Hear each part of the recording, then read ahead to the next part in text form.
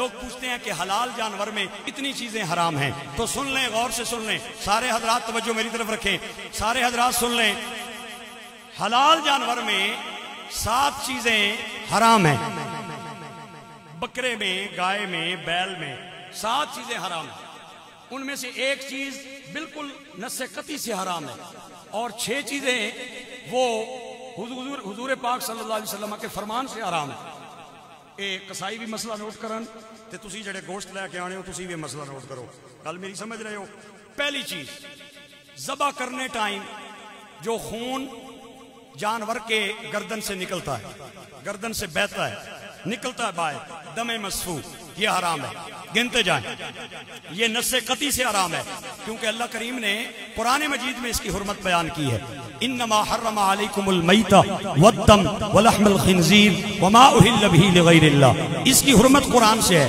اور مصنف عبد الرزاق اور المعجم الکبیر امام طبرانی کی روایت ہے جس سے باقی 6 چیزیں حرام ہیں۔ حضور نے 6 چیزوں کو حرام کیا ہے اور فقہا نے اسے مکروہ تحریمی قرار دیا ہے۔ مکروہ تحریمی بھی عملاً حرام ہوتا ہے، آپ یہی سمجھیں کہ حرام ہے۔ پہلی چیز، مسانہ، جہاں پہ چھوٹا پیشاب جانور کا جمع ہوتا ہے، وہ تھیلی، وہ جگہ، مسانہ، وہ مکروہ تحریمی ہے، اس کا کھانا جائز نہیں ہے۔ نمبر 2، خصیتین،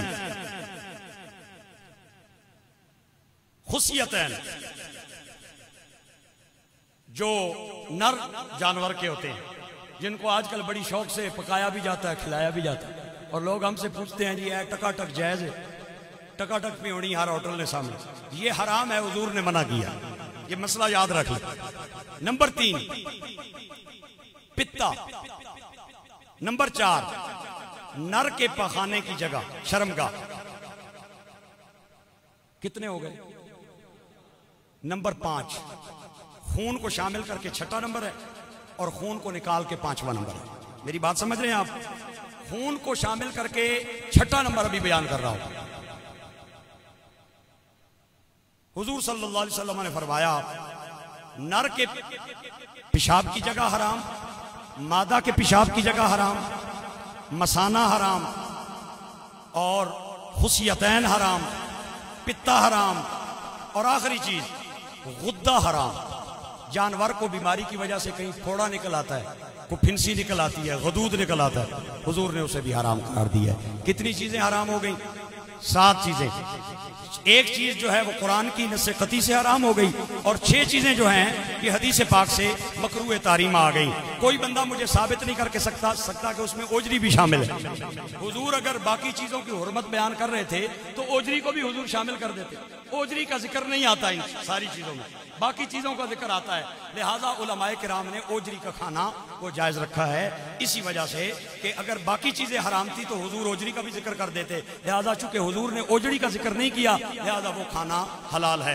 باقی کچھ حضرات نے اس کی بھی حرمت کا فتویٰ دیا ہے، ان کے دلائل اپنے ہیں، کسی اور موقع پہ عرض کروں گا۔ البتہ آپ اتنی بات یاد رکھیں کہ اوجری کھانا جائز ہے، باقی 6 چیزیں وہ حدیث پاک سے حرام ہیں، اور ایک چیز قرآن کی نص قطعی سے حرام ہے۔ اور خون کے مسئلے میں یاد رکھیں، خون 2 قسم کا ہے، ایک ذبح کرتے وقت جانور کے گردن سے نکلتا ہے، اور ایک گوشت بننے کے بعد اس کے گوشت میں رہ جاتا ہے، جب وہ ٹوکا چلاتے ہیں، چھری چلاتے ہیں تو وہ خون اڑ اڑ کے بدن پہ آتا ہے، کپڑوں پہ آتا ہے۔ جو خون ذبح کرتے وقت گردن سے نکلتا ہے وہ ناپاک بھی ہے اور حرام بھی ہے، اور جو خون گوشت میں پھنس جاتا ہے اور بعد میں نکلتا ہے وہ نہ حرام ہے نہ ناپاک ہے۔